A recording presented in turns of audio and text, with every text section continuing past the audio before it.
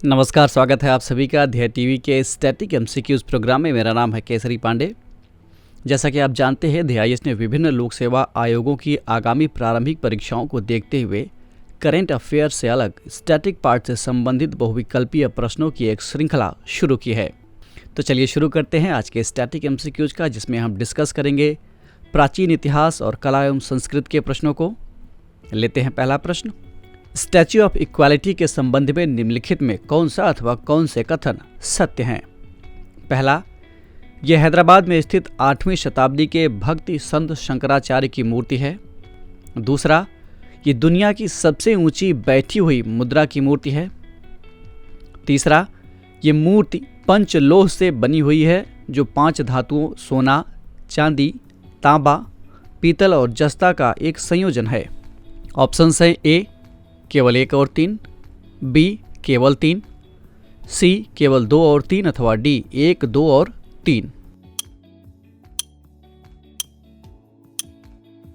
इस प्रश्न का सही उत्तर है विकल्प बी, यानी केवल कथन 3 सत्य है। इसकी व्याख्या देख लेते हैं।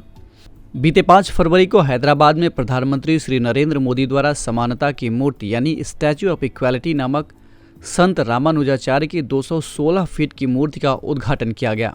मूर्ति पंचलोहा से बनी है, जो 5 धातुओं का एक संयोजन है, जिसमें सोना, चांदी, तांबा, पीतल और जस्ता शामिल होता है। ये दुनिया की दूसरी सबसे ऊंची बैठी हुई मूर्ति है। स्टैच्यू ऑफ इक्वालिटी का उद्घाटन 12 दिवसीय श्री रामानुज सहस्त्राब्दी समारोह श्री रामानुजाचार्य की 1000वीं जयंती समारोह का एक हिस्सा है। बढ़ते हैं दूसरे प्रश्न की ओर। गुप्त साम्राज्य में परम भट्टारक क्या था? ऑप्शन है ए शांति और संघर्ष की एक परिषद, बी विदेश मामलों के मंत्री, सी अन्न भंडार के प्रभारी अथवा डी गुप्त राजाओं द्वारा अपनाई जाने वाली उपाधि। इस प्रश्न का सही उत्तर है विकल्प डी, यानी परम भट्टारक गुप्त राजाओं द्वारा अपनाई जाने वाली एक उपाधि हुआ करती थी। इसकी व्याख्या देख लेते हैं। गुप्त राजाओं ने ब्राह्मणवादी हिंदू धर्म को संरक्षण दिया। दूसरे शब्दों में, इस अवधि में वैष्णववाद, शैववाद, शक्ति पूजा आदि जैसे ब्राह्मणवादी धार्मिक विश्वासों का उदय हुआ।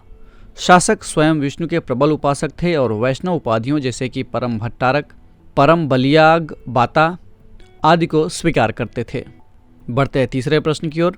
चोल अभिलेखों में भूमि की कई श्रेणियों का उल्लेख है।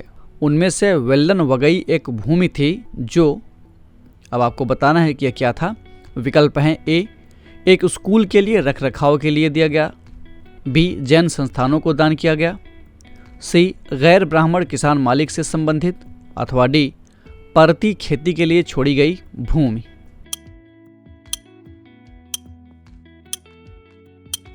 इस प्रश्न का सही उत्तर है विकल्प सी, यानी ये भूमि जो वेल्लन वगई है, ये गैर ब्राह्मण किसान मालिकों से संबंधित है। इसकी व्याख्या देख लेते हैं।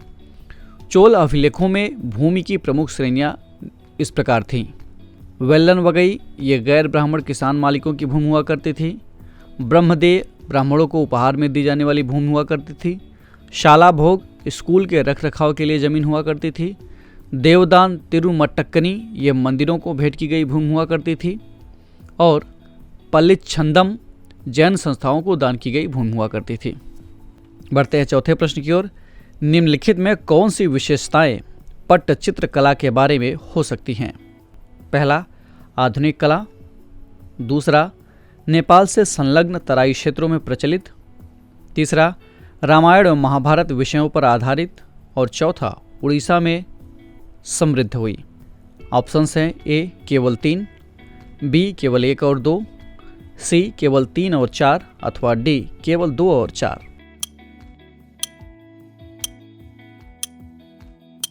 इस प्रश्न का सही उत्तर है विकल्प सी, यानी केवल 3 और 4 में दी गई विशेषताएं पट्टचित्र कला से संबंधित है। इसकी व्याख्या देख लेते हैं। पट्टचित्र एक परंपरागत चित्रकला शैली है, जो कि उड़ीसा में उद्भवित हुई, यानी वहाँ से उत्पन्न हुई, वहाँ से पैदा हुई और वहीं पर फली फूली। इस चित्रकला को इमली के गोंद से चिपकाए गए पुराने सूती के कपड़ों की परत को इकट्ठा करते हुए कपड़ों के वल्कनों पर ऐतिहासिक चरित्रों को दर्शाया जाता है और ये एक पट्ट इस प्रकार से एक लेदर की तरह बन जाता है। इस चित्रकला की विषय वस्तु जयदेव के गीत गोविंद, नागार्जुन, रामायण और महाभारत आदि से प्रेरित हैं। 2019 में उड़ीसा में आए तूफान फानी के कारण पट्टचित्र कला के कुछ भाग नष्ट हो गए हैं। बढ़ते हैं आज के इस कार्यक्रम के अंतिम प्रश्न की ओर, यानी 5वें प्रश्न की ओर। प्रारंभिक कला की निम्नलिखित गुफा स्थापत्य संरचनाओं में से कौन सी मुख्यतः हिंदू गुफा अथवा गुफाएं हैं? पहला उंडावल्ली, दूसरा उदयगिरी गुफाएं, तीसरा एलाडी पट्टम और चौथा कन्हेरी गुफाएं। विकल्प हैं ए केवल 2, बी केवल 1 और 2, सी केवल 3 और 4 अथवा डी 1, 2 और 4।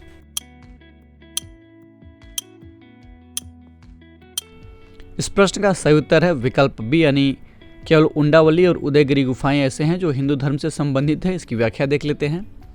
विजयवाड़ा के नज़दीक उंडावल्ली गुफा, जो कि आंध्र प्रदेश में है, 7वीं शताब्दी का एक हिंदू गुफा मंदिर है जिसमें 5 मंजिला काले ग्रेनाइट पहाड़ी से बनाई गई ढलान युक्त दीवारें हैं। गुप्त काल में उदयगिरी के 20 चट्टानों को काटकर अंदर से खोखला कर चैम्बर बनाए गए हैं, जिसमें से अभिलेख को उठाकर ले जाया जाता है जो कि चंद्रगुप्त द्वितीय के शासनकाल के हैं।